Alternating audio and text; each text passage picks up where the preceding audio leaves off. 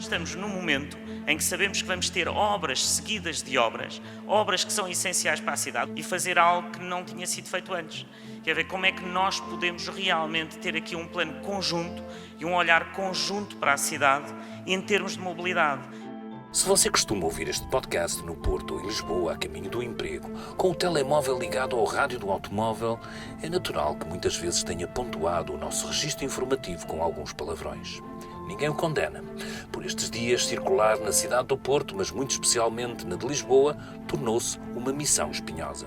No Porto, são as obras da nova linha rosa do metro que ocupam alguns dos lugares mais nobres da cidade e tornaram a circulação no centro uma tarefa muito difícil. Mas é muito especialmente a missão quase impossível de entrar e sair na cidade em determinadas horas, vindo ou indo da margem sul. As pontes afunilam a circulação e transformam esse eixo viário crucial que é a via de circulação interna numa passadeira muito, muito lenta, com uma enorme capacidade de contágio nas vias que ali desembocam. Em Lisboa, é quase tudo o que resulta de uma cidade muito grande onde o paradigma continua a ser o transporte individual. Aqui acrescem uma série de obras que vieram tornar um dia-a-dia muito complicado num dia-a-dia muito mais complicado. Há as obras do grande coletor de águas pluviais, há as obras de reparação dos danos causados pelas fortes chuvas, há as obras da linha circular do metro, tudo isto com uma grande concentração no centro histórico da capital. Com o verão que costuma rechear ainda mais a cidade de turistas, como as Jornadas Mundiais da Juventude, onde se esperam 1,5 milhão de jovens, a Câmara já avançou com algumas soluções que passam, entre outras medidas, por um grande condicionamento no centro e por uma via de circulação alternativa designada Quinta Circular. Assim pretendem aliviar o número de palavrões que os automobilistas de Lisboa dizem ao volante. Mas são mudanças que serão sempre muito difíceis de gerir.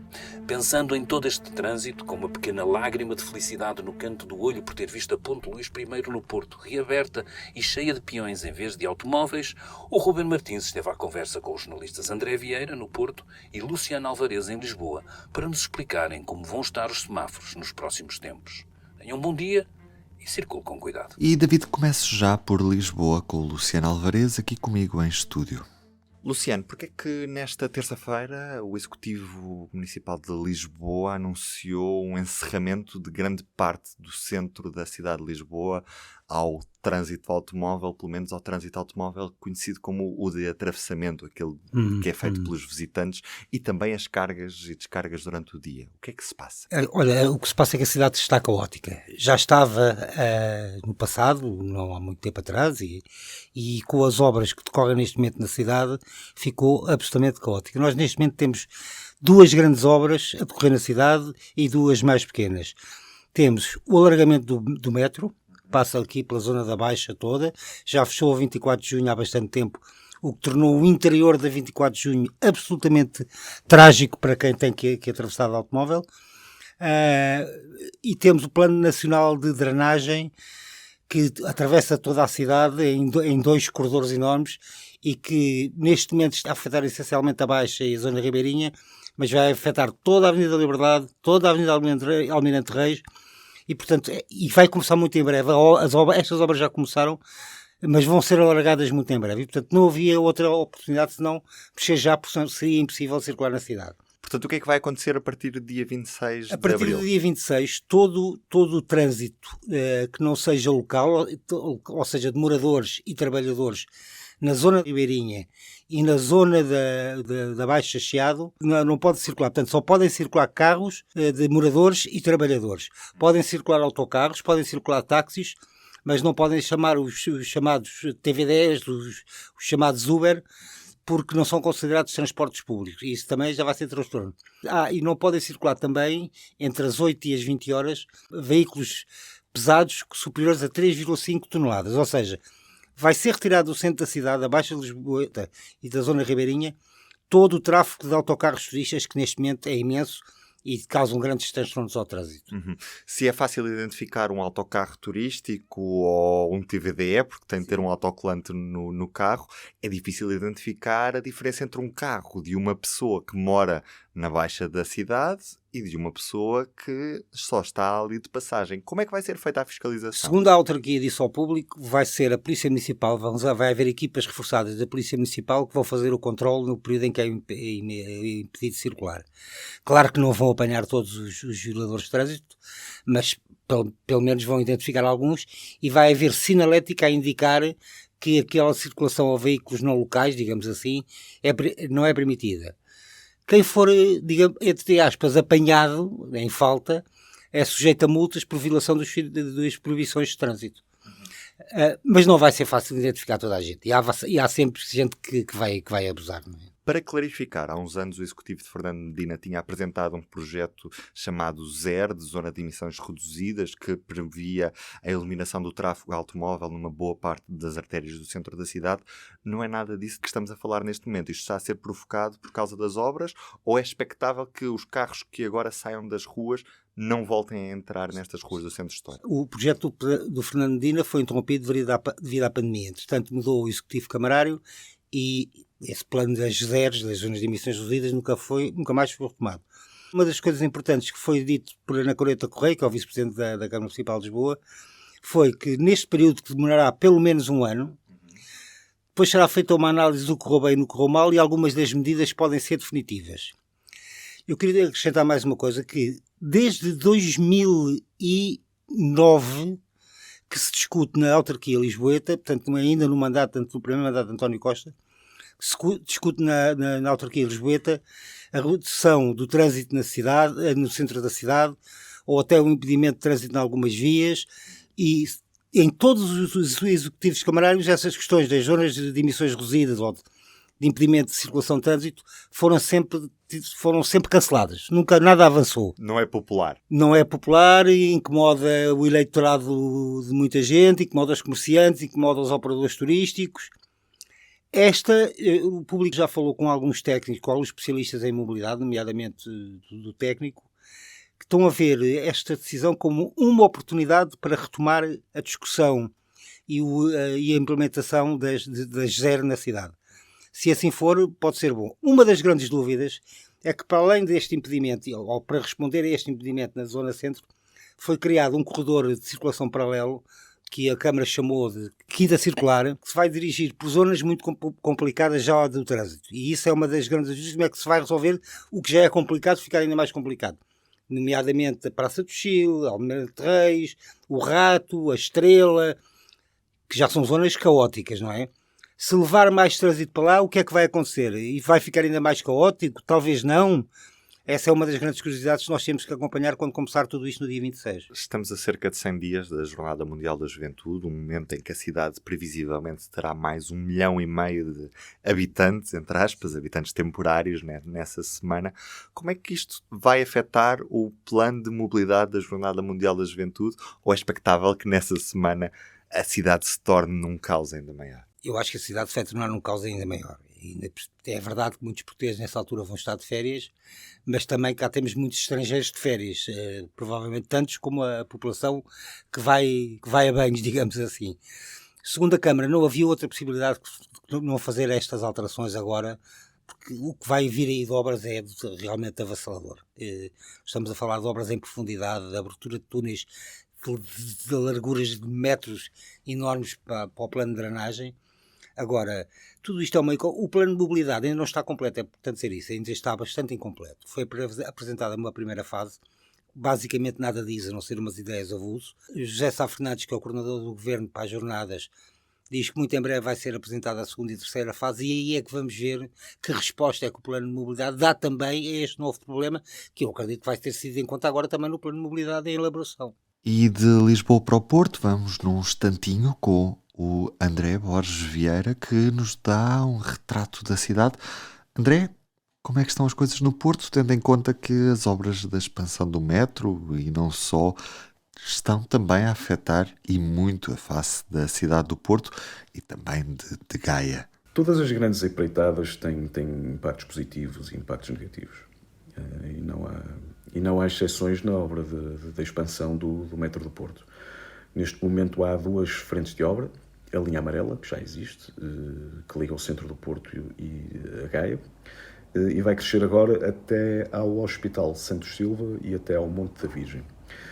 E há a nova linha rosa que vai ligar a Casa da Música, na Boa Vista, à Baixa. A Metro do Porto promete que, quando a obra estiver concluída, haverá menos 17 mil carros por dia na rua e menos 1.200 viagens de autocarro.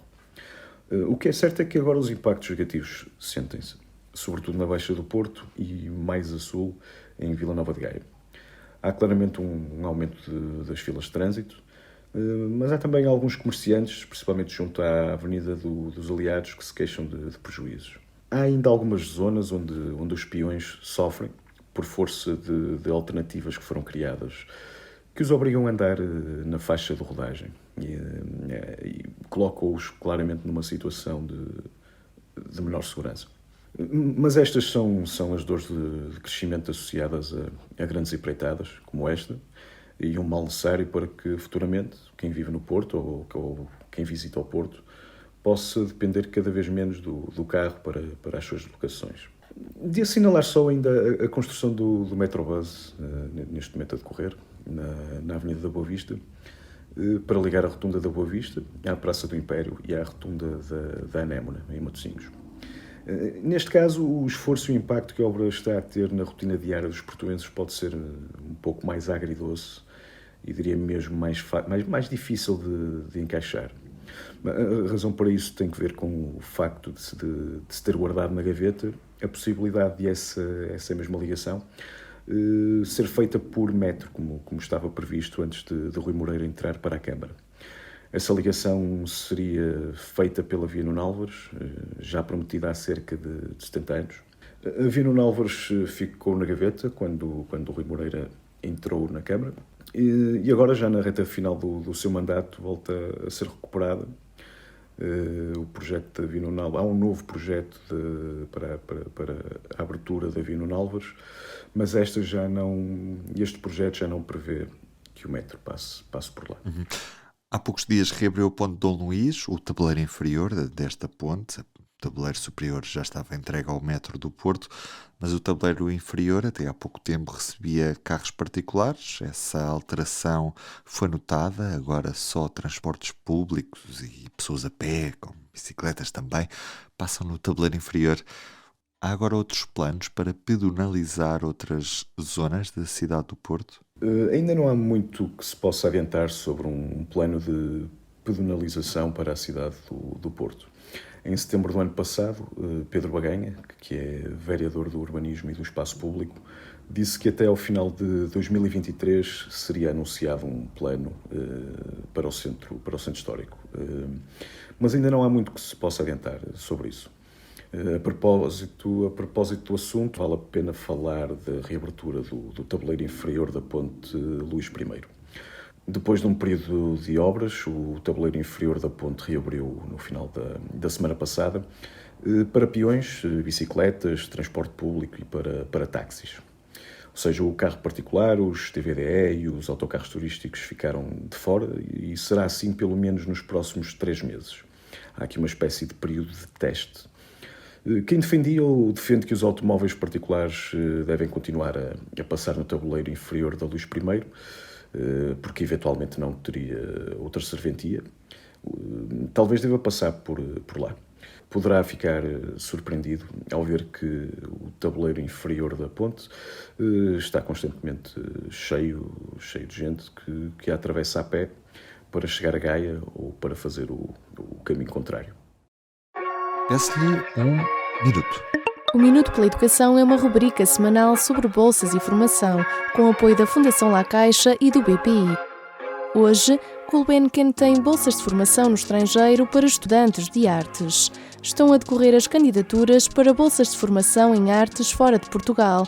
A Fundação Calouste Gulbenkian vai atribuir até um máximo de 20 bolsas nas áreas de artes visuais, teatro, dança, música e cinema. O concurso está aberto para cidadãos nacionais e estrangeiros que residam em Portugal e pretendam frequentar pós-graduações e mestrados ou desenvolver projetos formativos. Tem prioridade os candidatos candidatos em início de carreira artística. As bolsas de formação em artes no estrangeiro têm uma duração de 3 a 12 meses, podendo ser renovadas. O apoio inclui um valor mensal de 1.500 euros, ou seja, 1.000 euros para despesas de instalação e mais 500 euros para viagens, e ainda podem ser atribuídos até 5.000 euros para pagamento de propinas. As candidaturas podem ser enviadas até 28 de abril. Eu sou a Andreia Ferreira Cunha, até para a semana. E a primeira do público está dedicada com uma grande fotografia aos 50 anos do Partido Socialista. Nesta quarta-feira, António Costa recebeu em Lisboa o chanceler alemão Olaf Scholz, uma fotografia que pode ver na capa do jornal com a legenda: aos 50 anos, o partido que se fez contra a ditadura promete luta contra o populismo.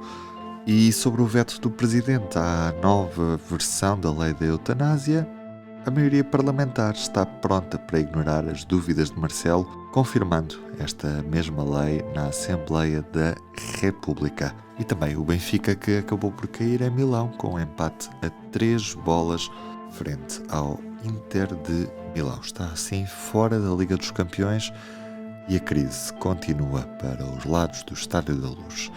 Eu sou o Ruben Martins, a introdução hoje foi do David Pontes, com Luciano Alvarez em Lisboa, aqui comigo, e no Porto, o André Borges Vieira. Tenham um bom dia e até amanhã. O público fica no ouvido.